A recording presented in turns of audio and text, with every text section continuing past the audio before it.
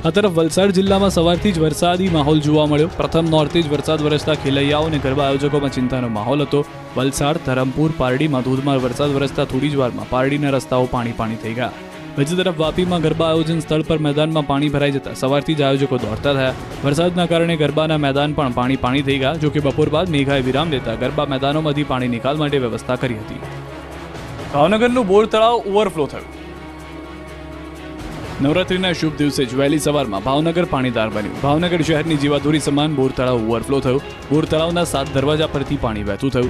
બોર તળાવ ઓવરફ્લો થવાની સ્થાનિકો રાહ જોઈ રહ્યા હતા. ત્યારે ઉપરવાસમાં પડેલા ભારે વરસાદને કારણે તળાવ સંપૂર્ણ ભરાયું. હાલ દરવાજા પરથી પાણી વહેતું થયું છે. 43 ફૂટની સપાટી પર બોર તળાવ ઓવરફ્લો થાય છે. ભાવનગર શહેરની જીવાદોરી સમાન બોર તળાવ ઓવરફ્લો થતાં લોકોને પીવાના પાણીની તંગી નહીં પડે. 7 દિવસ નવરાત્રીની મજા બગાડી શકે છે મેઘરાજા. 7 દિવસ સુધી ખેલૈયાઓની મજા બગાડી શકે છે મેઘરાજા. ગુજરાતમાં નવરાત્રીનો પ્રારંભ તો થઈ ગયો છે, પરંતુ વરસાદ વિદાય લેવાની બદલે રાસ રમવાના મૂડમાં હોય તેવું લાગે છે. હવામાન વિભાગ અને હવામાન નિષ્ણાંતો નોરતામાં વરસાદમાં રંગમાં ભંગ પાડશે તેવી આગાહી કરી છે. હવામાન વિભાગનું માનીએ તો આગામી 7 દિવસ સાર્વત્રિક વરસાદ પડી શકે. દક્ષિણ ગુજરાત અને સૌરાષ્ટ્રમાં વરસાદનું જોર રહેશે. 28 સપ્ટેમ્બર સુધી હળવાથી મધ્યમ વરસાદની આગાહી છે. કેટલાક જિલ્લાઓમાં ગાજવીજ અને પવન સાથે 30 થી 40 કિલોમીટર ઝડપે પવન ફૂંકાશે. પવનોની દિશા બદલાતા રાજ્યમાં વરસાદ પડશે. તો અમદાવાદમાં પણ હળવાથી મધ્યમ વરસાદની આગાહી છે. હવામાન નિષ્ણાંત અંબાલાલ પટેલે પણ ખેલૈયાઓના જીવ અદ્ધર થઈ જાય એવી આગાહી કરી છે. 3 ઓક્ટોબર સુધી દક્ષિણ ગુજરાતમાં કોઈ ભાગોમાં 4 ઇંચ તો કેટલાક ભાગોમાં 6 ઇંચથી વધુ વરસાદ થવાની શક્યતા રહેશે. વરસાદની આગાહી વચ્ચે રાજ્યના 7 જિલ્લામાંથી ચોમાસાએ વિદાય લીધી છે. સૌરાષ્ટ્રમાંથી પણ ચોમાસાની વિદાય શરૂ થઈ છે. દ્વારકા, જામનગર, મોરબી, સુરેન્દ્રનગર, કેટલાક ભાગમાંથી પાટણ, બનાસકાંઠા અને સાબરકાંઠાના કેટલાક ભાગમાંથી ચોમાસાએ વિદાય લઈ લીધી છે. બનાસ ડેરીની ચૂંટણીમાં ભાજપ વર્સિસ ભાજપનો જંગ જામશે. મોટા દિગ્ગજો ઉતર્યા. 16માંથી 6 બેઠક બિનહરીફ.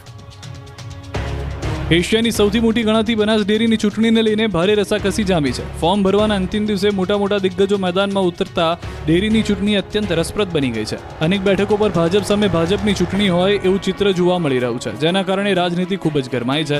16 બેઠકોવાળા નિયામક મંડળમાંથી 6 બેઠક બિનહરીફ જાહેર થઈ છે. આ બિનહરીફ બેઠકમાં રાધનપુર અને અમીરગઢની 2 બેઠકોએ સૌથી વધુ ધ્યાન ખેંચ્યું છે. બનાસ ડેરીની ચૂંટણીને લઈને આજે ફોર્મ ભરવાના અંતિમ દિવસે 36 ઉમેદવારોએ ફોર્મ ભર્યા. 16 બેઠકમાંથી 6 બેઠક બિનહરીફ થઈ છે, જેમાં રાધનપુરથી શંકરભાઈ ચૌધરી, અમીરગઢથી ભાવાભાઈ રબારી, ડીસાથી કમળાબેન મનુભાઈ દેસાઈ, થરાદથી પરબત પટેલ, સુઈગામથી મૂળજીભાઈ પટેલ અને ભાભરમાંથી અંબાબેન રણછોડ ચૌધરી બિનહરીફ થઈ ગયા છે. બાકીની 10 બેઠકો પરથી 2 થી 7 ફોર્મ ભરાયા છે. વાવ બેઠક પર પતિ પત્નીએ ફોર્મ ભર્યું. સૌથી વધુ વડગામમાં 7 ઉમેદવારોએ 10 ફોર્મ ભર્યા. કાંકરેજથી અંદાભાઈ પટેલ વર્સિસ બાબુભાઈ ચૌધરીનો જંગ જામશે. દાંતીવાડામાં પીજે ચૌધરી અને વિનોદ ભૂતડિયા સામસામે. પાલનપુરથી હરિભાઈ ચૌધરી અને ભરત ચૌધરી વચ્ચે જંગ છે. વડગામમાં દિનેશ ભટોળ અને કેપી ચૌધરી સામસામે લડશે. તો ધાનેરામાં જોઈતાભાઈ હીરાભાઈ પટેલ અને જે કે પટેલ મેદાને છે. પંચમહાલ પંચામૃત ડેરીના ચેરમેન બન્યા જેઠાભાઈ ભરવાડ. પંચમહાલ, મહીસાગર અને દાહોદ જિલ્લાના 2 લાખ ઉપરાંત પશુપાલકોની જીવાદોરી સમાન પંચામૃત ડેરીના ચેરમેન પદ માટે ચૂંટણી યોજાય, જેમાં પંચામૃત ડેરીના ચેરમેન પદની વરણી કરાય. જેઠાભાઈ ભરવાડની બિનહરીફ વરણી કરાય. પંચામૃત ડેરીના ચેરમેન પદે ફરી એકવાર જેઠાભાઈ ભરવાડની પસંદગી કરાય. ચૂંટણી અધિકારીની અધ્યક્ષતામાં અને ડેરીના તમામ બોર્ડ ઓફ ડિરેક્ટરના સભ્યોની હાજરીમાં ચૂંટણી પ્રક્રિયા હાથ ધરાય. જેઠાભાઈની વરણી થતાં ડેરીના અધિકારીઓ અને કર્મચારીઓએ ફટાકડા ફોડી ઉજવણી કરી. વર્ષ 2009થી પંચમહાલ ડેરીમાં ચેરમેન પદે સતત 5 ટર્મથી ચૂંટાઈ આવે છે જેઠાભાઈ ભરવાડ. અમૂલની તમામ પ્રોડક્ટનું ડુપ્લિકેટ અટકાવવા QR કોડ લગાવાશે. ગ્રાહકોને શુદ્ધ અને અસલ ઉત્પાદનો પૂરા પાડવાની પ્રતિબદ્ધતા સાથે અમૂલ મિલ્ક ફેડરેશન એક મહત્વનો અને ક્રાંતિકારી નિર્ણય લઈ ચૂકી છે. હવેથી અમૂલની તમામ પ્રોડક્ટ્સ પર QR કોડ ફરજિયાત આપવાની શરૂઆત કરવામાં આવી છે. આ નિર્ણયનો મુખ્ય ઉદ્દેશ બજારમાં ફેલાતા નકલી ઉત્પાદનોના વેચાણને અટકાવવાનો છે. ગુજરાત સહિત સમગ્ર દેશમાં અમૂલના બ્રાન્ડ નામના દુરુપયોગ કરી નકલી ઘી, દૂધ અને અન્ય ઉત્પાદનોનું વેચાણ વધી રહ્યું છે, જેને અટકાવવા માટે હવે અમૂલની ઘી, દૂધ, માખણ અને અન્ય તમામ પ્રોડક્ટ્સના પેકેટ કે ડબ્બા પર હવે QR કોડ હશે. ગ્રાહકો પોતાના સ્માર્ટફોનથી આ QR કોડ સ્કેન કરીને પ્રોડક્ટની સંપૂર્ણ વિગતો જાણી શકશે. આ QR કોડથી ઉત્પાદન ક્યાં થયું છે, તેનું ઉત્પાદન ક્યારે થયું છે અને તેની અસલિયત શું છે તેની માહિતી તરત જ મળી રહેશે. નકલી ઉત્પાદનોથી છેતરવાથી બચી શકાશે. મહેસાણાના ઉનાવા યાર્ડમાં કપાસની હરાજીના શ્રી ગણેશ. નવરાત્રીના શુભ દિવસથી મહેસાણાના ઉનાવા માર્કેટયાર્ડમાં કપાસની હરાજીના શ્રી ગણેશ થયા. નવો કપાસ તૈયાર થવા લાગતા આજના પાવન દિવસે મોટી સંખ્યામાં ખેડૂતો કપાસ લઈને પહોંચ્યા. પ્રથમ દિવસે જ યાર્ડ નવા કપાસની આવકથી ઉભરાયું. નવરાત્રીના પ્રથમ દિવસે શુભ મુહૂર્તમાં સવારે 9:15 કલાકે કપાસની હરાજી શરૂ કરાઈ. ઉનાવા માર્કેટયાર્ડમાં કપાસની 224 મણની આવક થઈ. કપાસના મણના નીચા ભાવ 1001 બોલાયા, જ્યારે ઊંચા ભાવ 1701 સુધીના બોલાયા. આવનાર દિવસોમાં કપાસની આવક વધશે. અમિત શાહે સુરત અને રાજકોટના કાર્યક્રમમાં આપી હાજરી. કેન્દ્રીય ગૃહમંત્રી અમિત શાહ નવરાત્રીના પહેલા નોરતે ગુજરાતની મુલાકાતે છે. આજે તેઓ રાજ્યના 3 શહેરોમાં વિવિધ કાર્યક્રમોમાં હાજરી આપી.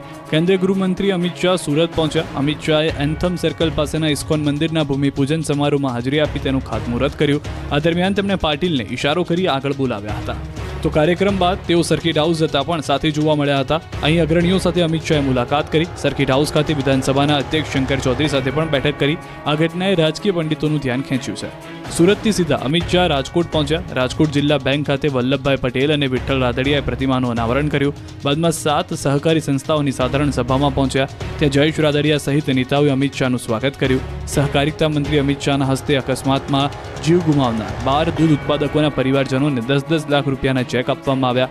અમિત શાહે સંબોધનમાં વિઠ્ઠલ રાદડિયા અને જયેશ રાદડિયાના વખાણ કર્યા. તો ખેડૂતોને અપીલ કરી કે ખાતરનો ઉપયોગ ઘટાડી જૈવિક ખેતીથી દેશના લોકોનું સ્વાસ્થ્ય સુધારવાનું કામ કરો. તો આ પ્રસંગે રાજકોટ જિલ્લા બેંકે અકસ્માત વીમા પોલિસી જે પહેલા 10 લાખ હતી તેને વધારીને 15 લાખ કરી.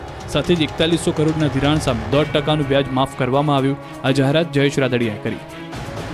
3 મહિને ચેતર વસાવા જેલની બહાર આવ્યા. હાઈકોર્ટે આપ્યા શરતી જામીન. નવરાત્રીની શરૂઆત ચૈતર વસાવાને ફળી.